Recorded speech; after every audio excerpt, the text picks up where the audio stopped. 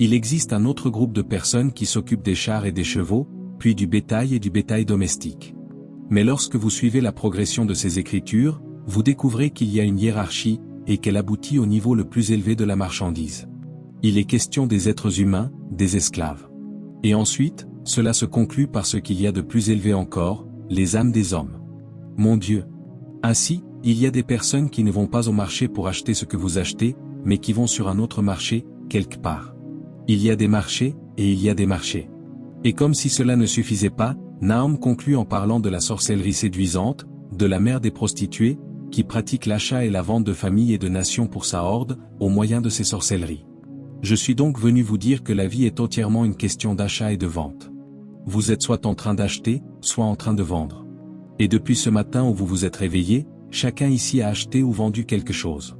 Même le simple fait de répondre à un appel téléphonique ou d'en passer un est un acte d'achat et de vente. Des données ont circulé. De l'argent a circulé. Il n'y a personne ici qui, depuis le matin, n'ait participé à un processus d'achat et de vente. Et c'est ainsi que, chaque jour, chacun de nous achète et vend. Mais je suis connu de vous. Il existe deux marchés. Il y a un marché parallèle. Vous ne regardez peut-être que les marchés physiques. Vous voyez les marchés dans les rues et vous pensez que c'est cela, les marchés et l'achat et la vente. Mais je suis venu vous dire qu'il existe un autre marché derrière les marchés. Ah, et il y a des commerçants, comme je l'ai évoqué hier. Il y a des commerçants et il y a des marchés à l'intérieur du royaume marin. Il y a des marchés dans le royaume occulte. Il y a des marchés dans le royaume de la sorcellerie. Il y a des personnes qui ne viennent même pas au marché physique. Vous ne les voyez pas fréquenter les marchés physiques, et pourtant elles sont très riches. D'où tirent-elles leur richesse alors qu'elles n'achètent pas et ne vendent pas dans le domaine physique? C'est parce qu'elles ne commercent pas sur le marché sur lequel vous commercez. Elles commercent sur les marchés spirituels. Et même derrière tous les grands marchés du monde, il y a un marché spirituel derrière les marchés physiques.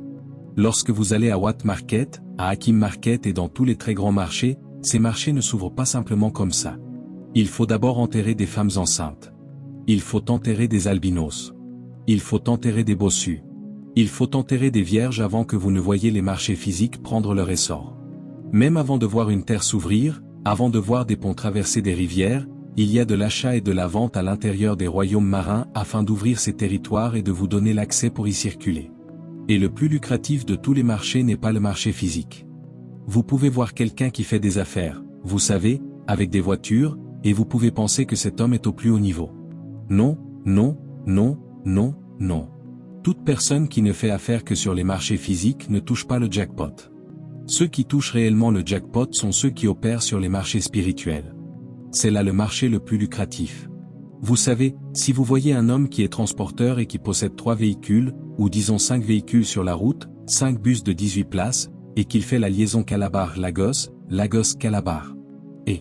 Et qu'à la fin de l'année, lorsqu'il fait ses comptes et que vous le comparez à un autre transporteur qui n'a que 3 bus de 18 places, et que, parmi ces 3 bus, au cours de l'année, l'un d'eux a eu un accident mortel, le chauffeur et les 18 passagers étant tous morts. Vous allez vous demander et conclure qu'un tel homme ne pourra pas relever son entreprise. Mais vous serez choqué de découvrir que l'homme qui n'a que 3 bus, dont l'un a eu un accident où tout le monde est mort, à la fin de l'année, lorsqu'il fait ses comptes, dépasse même celui qui a 5 bus, parce qu'il ne fait pas affaire sur les marchés physiques. Chaque année, des âmes sont offertes pour que son entreprise reste en vie. Et laissez-moi vous dire ceci, il y a certains d'entre vous ici, sous le son de ma voix. Vous n'êtes peut-être pas la cible, mais il y a quelqu'un dans votre famille qui est une cible. Mais je suis venu vous dire que le sang ne sera pas échangé contre votre propre sang. Je suis venu dire à quelqu'un ici ce soir, ton sang n'est pas à vendre maintenant. Et il y a une hiérarchie dans les marchés spirituels. Il y a ceux qu'on appelle les petites sorcières. Les petites sorcières sont celles qui ne traitent qu'une seule âme à la fois.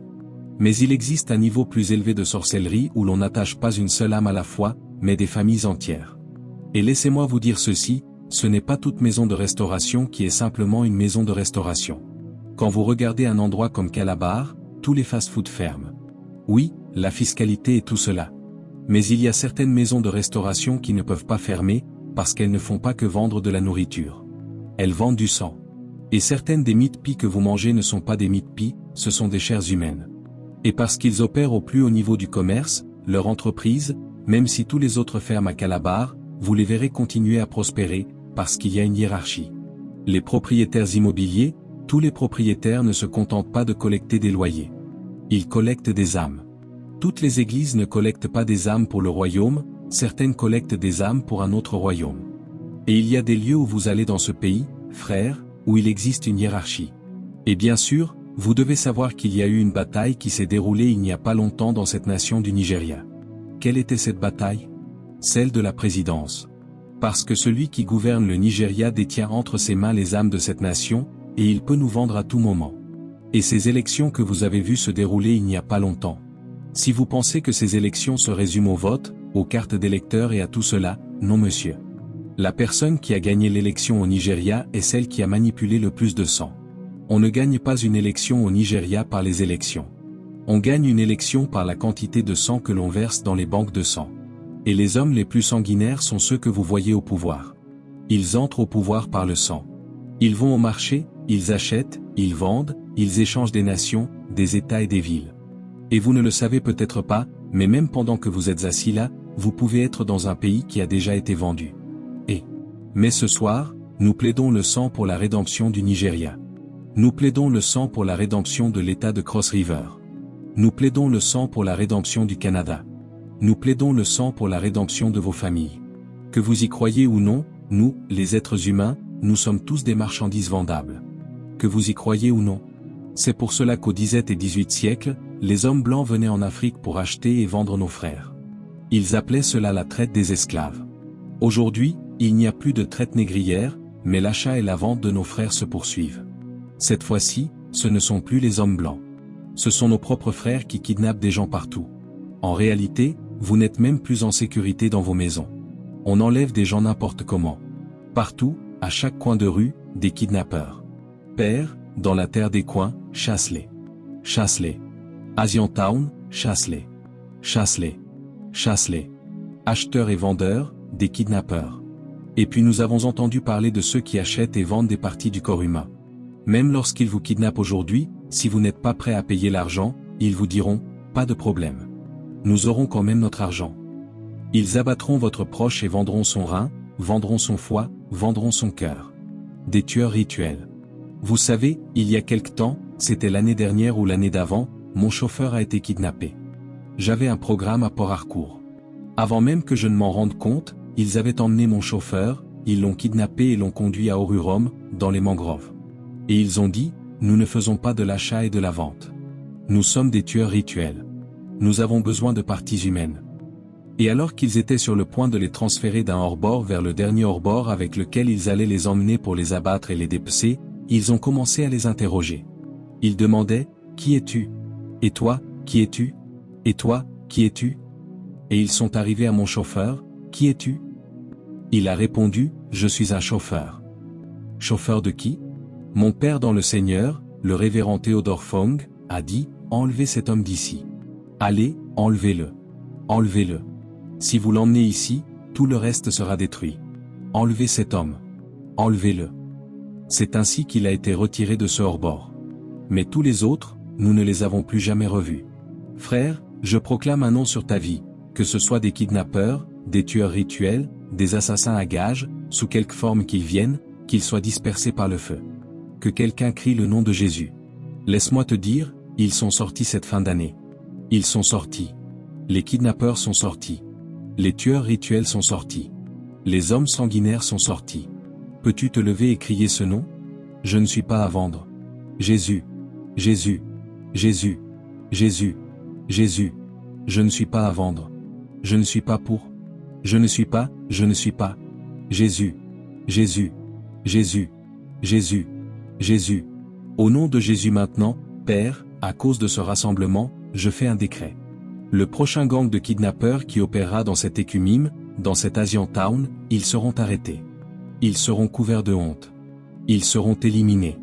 Au nom du Père, au nom du Fils, au nom du Saint-Esprit, au nom de Jésus. Crie de toute ta voix, je ne suis pas à vendre. Et puis il y a les tueurs rituels. En Tanzanie, les albinos sont une marchandise très coûteuse.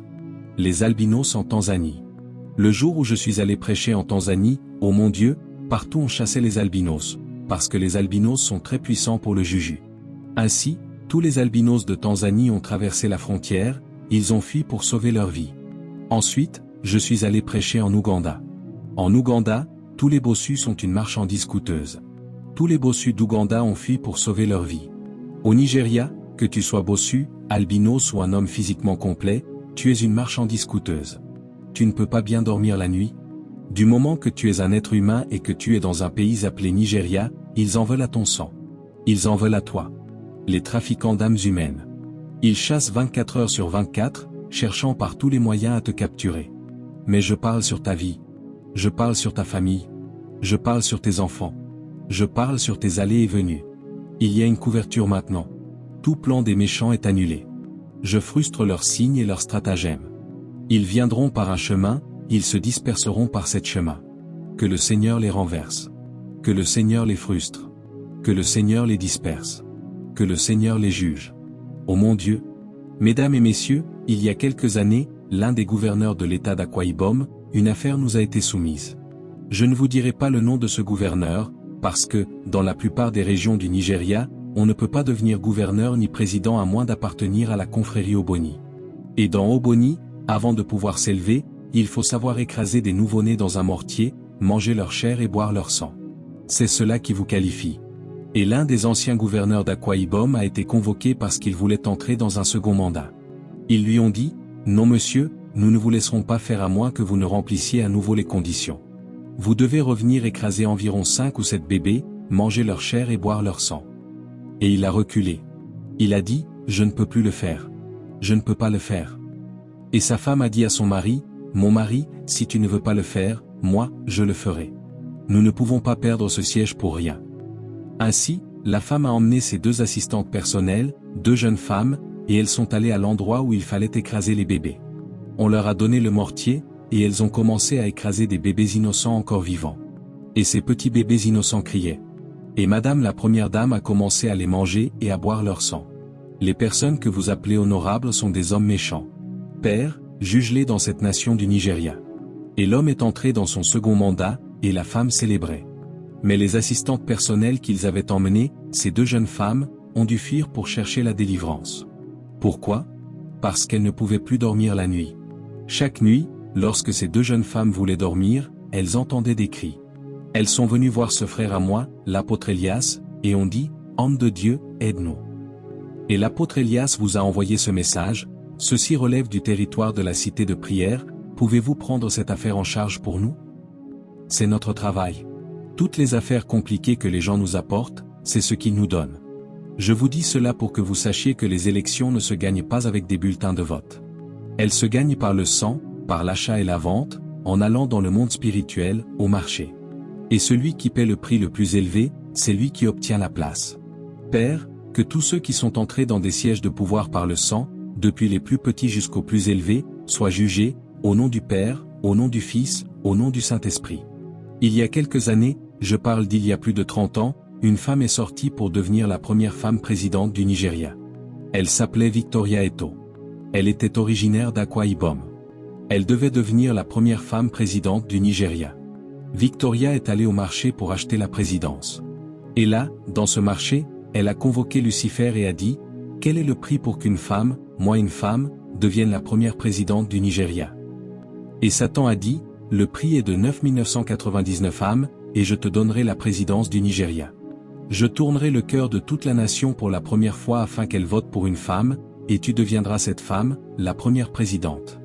Donne-moi le sang, et je te donnerai le siège. » Ainsi donc, Victoria Eto, comme je vous l'ai dit hier, il y a certaines personnes qui ont le pouvoir de coucher avec 5 personnes par jour, certains peuvent coucher avec 7, 8, 9 personnes. Et chaque homme avec qui elle couche, c'en est fini de sa vie. Elle couche avec toi et ton âme disparaît. Je veux conseiller chaque homme sous le son de ma voix. Frère, ferme ta fermeture. Les jours sont mauvais, frère. Il te reste 1 mois et quelques jours pour passer de l'autre côté de l'année. Et il y a des gens qui cherchent ta chute. Le moyen le plus facile d'éliminer un homme, c'est par le sexe. Et c'est ainsi que Victoria Eto remplissait sa banque de sang jusqu'à atteindre 9 999 âmes. Accident de voiture, problème partout, où qu'elle aille. Du sang. Et Satan est venu la féliciter. Madame, félicitations. Vous serez la prochaine présidente du Nigeria. Je vais tourner le cœur de toute la nation pour la première fois afin qu'elle vote pour une femme, et vous entrerez dans le siège du pouvoir. vous entrerez comme un roc. Cependant, madame, lorsque vous entrerez là-bas, il y aura un coup d'état sanglant. Vous ne gouvernerez le Nigeria que pendant 8 mois, mais vous serez la première femme présidente. Et après 8 mois, parce que les 9999 femmes ne sont pas complètes, nous en avons besoin de 10 000. Et la 10 000e, la dernière, c'est ton propre sang. Tu scelleras donc ce contrat avec ton propre sang, mais tu seras la femme présidente. Oh, Satan méchant. C'est alors qu'elle a couru chez Elia Bogo d'Abash Gospel Village, grand général de Dieu de bienheureuse mémoire, qui est rentré auprès du Seigneur le mois dernier. Elle est allée le voir, il a exercé une délivrance sur elle, et elle a été merveilleusement délivrée. Elle est devenue une enfant de Dieu, elle est devenue évangéliste et a commencé à partager son témoignage partout. Mesdames et messieurs, voici le monde dans lequel vous vivez. Quand vous voyez des gens se présenter aux élections, ce n'est qu'un spectacle. Ce n'est qu'une mise en scène. Ils ne font que montrer quelque chose. Mais l'élection a déjà eu lieu dans le royaume de l'Esprit. Mesdames et messieurs, voici le monde dans lequel nous vivons. Ils en veulent à votre sang. Et laissez-moi vous dire que même celui qui est actuellement au pouvoir au niveau national n'y est pas entré gratuitement. Il a payé un prix. Et il lui reste encore un prix à payer pour remplir son quota de sang. Ô Seigneur, délivre le Nigeria. Délivre-nous des hommes sanguinaires. Criez l'amen comme le tonnerre, afin qu'il secoue les fondations de l'enfer. Et puis il y a ceux qui traitent ce que nous appelons l'argent du sang. J'ai tenu une croisade à Iko Ekpen, une croisade en plein air comme celle-ci, il y a quelques années. Et quand j'ai fini de prêcher à cette croisade, un jeune homme m'a suivi jusqu'à ma maison à Calabar. Il m'a dit, « Révérend, s'il vous plaît, aidez-moi. Je suis en difficulté. » J'ai demandé, « Quelle est ta difficulté ?» Il a dit, « Monsieur, en vérité, je suis un enfant de Dieu. Je connais le Seigneur. J'ai servi le Seigneur pendant de très nombreuses années. Mais en chemin, par cupidité, j'ai dérapé. J'ai été attiré dans un endroit où l'on peut recevoir de l'argent du sang. » Il a dit, « On m'a dit qu'il pouvait me donner 15 milliards. 15 milliards. Et tout ce que j'avais à faire, c'était d'apporter un chat blanc et un canard blanc sans aucune tache. » Je lui ai dit, « Où vais-je les trouver ?» Il m'a dit, « Apporte simplement l'argent, je les produirai pour toi. » Et il a produit le canard blanc et le petit chat blanc, sans aucune tache. Il m'a donné le couteau pour les tuer. Et nous les avons tués. Et pendant que nous les tuions, j'ai vu 3 sacs ghanéens remplis. Chaque sac ghanéen valait 5 milliards. 5 milliards, 5 milliards, 5 milliards. Et ils m'ont dit, cet argent viendra à toi progressivement. Le premier arrivera dans ta maison le 25 décembre comme cadeau de Noël. Tu recevras le suivant l'année prochaine et le troisième l'année d'après. Pendant 3 ans, chaque Noël, 5 milliards entreront dans ta maison. Mais pour ton information, le canard que tu viens d'abattre, c'est ta mère. Et le chat que tu viens de tuer, c'est ta fille unique.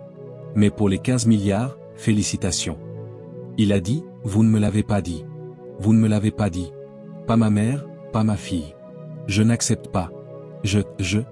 Ils lui ont répondu, il est trop tard. Tu as déjà utilisé ta main. Tu les as déjà tués.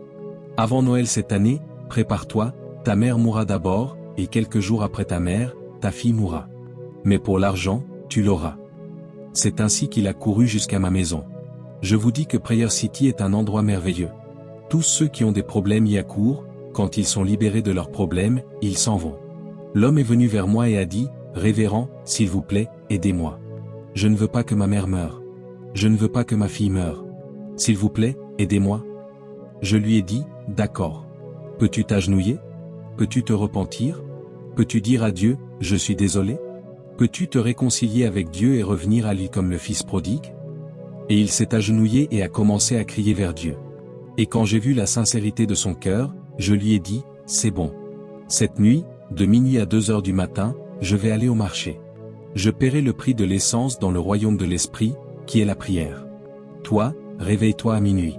Commence à voyager dans le royaume de l'esprit. Tu avances, tu avances. » Et j'ai commencé à entrer dans le marché, et j'ai appelé le nom de ce frère, j'ai appelé le nom de sa mère, j'ai appelé le nom de sa fille, partout où elles avaient été vendues, par la puissance du sang de Jésus. Je rachète ton âme. Je t'appelle de nouveau. Et je me suis endormi. Le lendemain matin, ce même frère est venu depuis Iko Ekpen jusqu'à ma maison. Révérend, s'il vous plaît. Il y a encore un problème. J'ai demandé, quel est le problème? Il a dit, le féticheur m'a appelé aujourd'hui. Il a dit, tu as amené cet homme blanc. Tu as amené cet homme blanc pour gâcher cette affaire. Alors maintenant, ta mère est... Mais laisse-moi te dire ceci, nous avons déjà annulé ce sort dans le royaume de l'esprit, et cette épée de mort est sortie et elle ne doit pas revenir. Ainsi, ta mère et ta fille sont libres maintenant. Je te les ai rendus. Mais la flèche de la mort te frappera, toi, avant le mois de décembre de cette année, à la place de ta mère et de ta fille. Et il a dit, Révérend, s'il vous plaît, je ne veux pas mourir. Je ne veux pas mourir. Révérend, je vous en supplie, je ne veux pas mourir. Et je lui ai dit, mais c'est toi qui as déclenché cette chose. C'est toi qui dois mourir. Tu voulais 15 milliards. Alors tu devrais simplement rassembler ton argent, préparer ton cercueil, préparer ta maison, mettre ta maison en ordre et partir paisiblement. Il a supplié, Révérend, je vous en prie. Je vous en prie. Je vous en prie. J'ai dit, d'accord. Cette nuit-là, je voyagerai. J'irai au marché. À minuit, je suis parti et j'ai commencé à entrer dans les marchés, les différents marchés du royaume marin, parce que je ne savais pas à quel marché ils appartenaient. Je suis allé chez les marins, je suis allé chez les occultistes, je suis allé dans la sorcellerie, je suis allé dans tous les domaines. J'ai plaidé le sang. J'ai plaidé le sang. J'ai racheté par la puissance du sang. Je l'ai appelé dehors. Je l'ai appelé dehors. Je l'ai appelé dehors. Il est revenu le lendemain et a dit, Révérend, la flèche qui devait venir pour moi, le féticheur est mort. Oui, monsieur. Je suis venu vous dire que nous avons un Dieu qui règne dans le royaume des hommes.